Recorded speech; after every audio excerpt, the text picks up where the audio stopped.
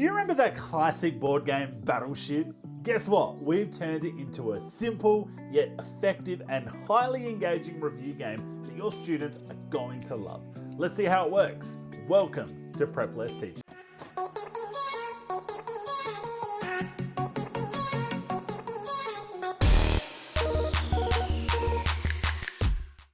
So when you open up the teacher portal for Battleship Review, all you'll be asked to do is to sign in with your Prep Less Teaching account. If you don't have an account, simply create one. It's really straightforward. It'll take no more than 5 minutes, but if you've already got one, simply sign in. When you sign in, you'll be taken to the dashboard, the teacher dashboard. Here, this is where you'll be able to load any questions that you've created previously, or you can create new question decks. It's totally up to you. Now, a really great fantastic feature that we've included is that we allow you to allow students to create their own questions. This is such a fantastic way to see what students have remembered and what they've learned throughout the week. A really great way to do it is write up all the topics or things that you've learned throughout the week and then say to the students, look, I want you to create 2 questions for each. You as a teacher can then go through and approve or not allow types of questions, etc. So in order to do that, all you need to do is you need to create a new deck. And I might go Year 11, Tourism Review, Week 1. So once you create that, that will be created and then you can launch, all right? So this is your teacher dashboard. This is where all the features take place, etc. So questions, as a teacher, you can add your own questions if you want, but that can get a little bit tedious. Here you'll see players and pairs. So once students start to join, they will be there, and then you can pair them up as you see fit. There are 2 ways to do that. Manually pair them up with each other, or simply hit auto pair. Just really important that students are sitting opposite each other. Just like a normal Battleship, they can't see each other's screens. So if 2 people playing together, they can't see each other's screen because it kind of ruins the game. Here, student queues. This is where you are able to approve all the students' questions that come through. If you want students to create questions, simply click Allow Student Questions, and then you can either tick or untick the type of questions that you want. So you can have multiple choice, you can have text answers, or you can have opinions, as in students can share their perspectives on a thing. You can go, yep, I only want multiple choice, then that's all that students can create. They can only create multiple choice questions. The live games is basically like an overview of all the different games that are happening in the class. You can see, a live update if 2 students are playing, like Bob and Bob 1. You can see how many of Bob 1's ships that Bob has targeted, etc. You can see who's winning. It's just a really cool kind of overview. So, how does the game actually start? So what you got to do is you've got to give the students the student link. Once they open it up, they'll be asked to put their name in and a session code. Please make sure they put their real names in because it's really hard then to kind of pair students up and know who's who. But once they put their real name in and the student code, they'll log into the game and I'll show you what it looks like. So this is a student portal. This is what students will see. So simply put in their code, which I can't remember the code. So U2VX, and then here is their name. So we'll go test student 1 and they will join battle, right?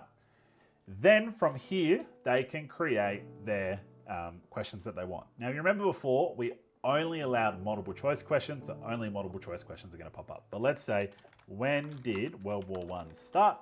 And then you can add your answers in. They can go 1914, 1937, 2007, 18. So then you obviously tick they will tick what the correct answer is, and then they submit questions. If we go back to the teacher portal, we can actually see our student questions there. And we go, yep, that's cool. I'm going to approve that. And then that gets logged and that question has been approved and added, and there it is. You might, in one class, get 30 questions. You actually can save that as a deck and name that. So you might go Year 11, Tourism, Year 9, Hums Review, and then all those questions get added, all right? Now let's just pretend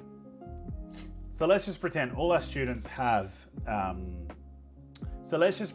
all our students have joined. We've got a lot of questions. We've got a big bank of questions. We're ready to start gameplay. You'll see here again the list of connected players. you basically, what you can do is you can pair them up in two ways. You can click on two students and go boom, and it shows like that.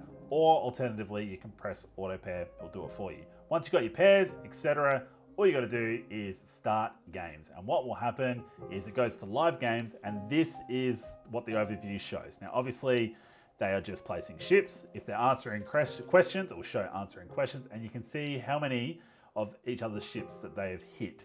You can pause games, or if you want to end a game early, you can end students' games early. Totally up to you. But let's look at the student dashboard again. So this is what the student dashboard looks like.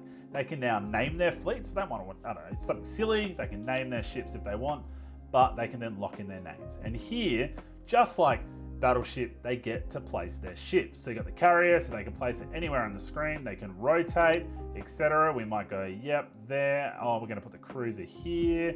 We're going to put the submarine, and we're going to put the destroyer here.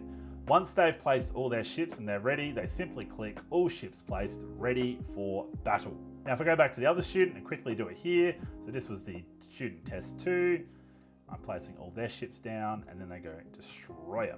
All ships battle. Now this student starts, so they got a certain amount of time to answer the question. If they don't answer the question in the allocated time, then they skip their turn. So we go, when did World War I start? 1914, and now this is their waters, but now they can place, they can, just like in Battleship, go, oh, I'm gonna go here.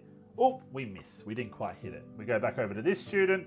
Obviously, we've only done one question. If you had 30 questions, it's gonna rotate through all 30, and we go, yep. So this player goes, yeah, I'm gonna go here. Oh, they missed 2.